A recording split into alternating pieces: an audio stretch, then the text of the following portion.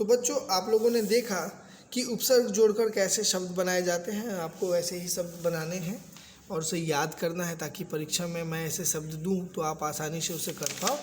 अब आते हैं हम इन शब्दों, क्या है ये देखिए, इन शब्दों के दो रूप पढ़िए।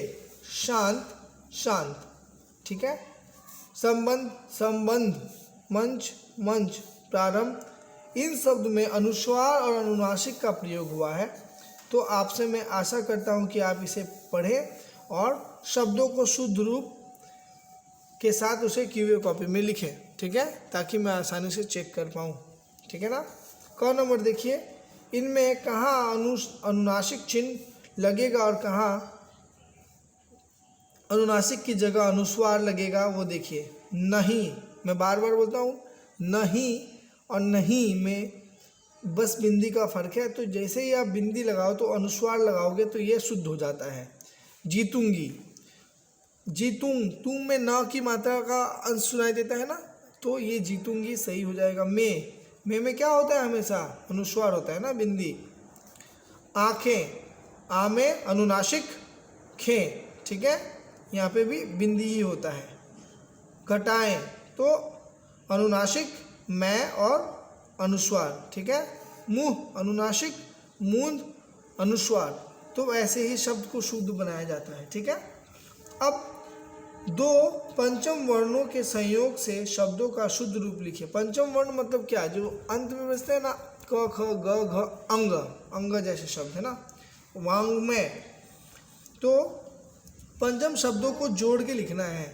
अक्षुण्य, तो अक्षुण्य ण पंचम शब्द है, समझ में आ रहा है। प्रसन्न, न भी अंतिम 5 के आता है। जैसे त थ द ध न, अंतिम शब्द क्या है, न है ना, तो प्रसन्न। चिन्मय, तो चिन्मय। जम, तो जन्म।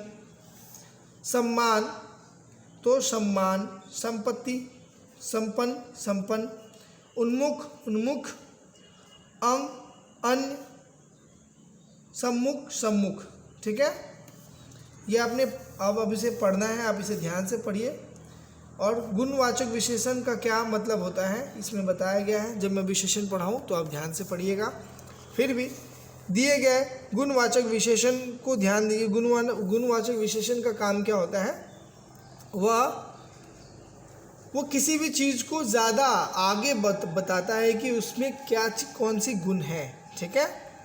तो वो संज्ञा के उपयुक्त विशेष संज्ञा लिखने को लिए बोल गया है। तो तेज मतलब आवाज़, तो उसकी आवाज़ क्या है, तेज है।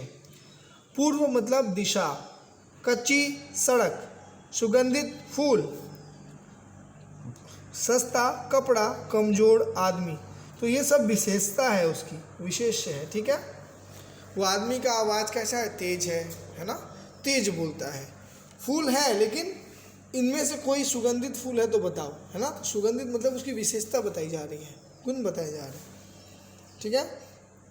जिसमें गुण, दोष, रंग, संज्ञा के पदों को जो विशेष रूप में उसके क्या कहते हैं उसको, उसकी संज्ञा के विशेषताओं को बढ़ा चढ़ाकर बताए।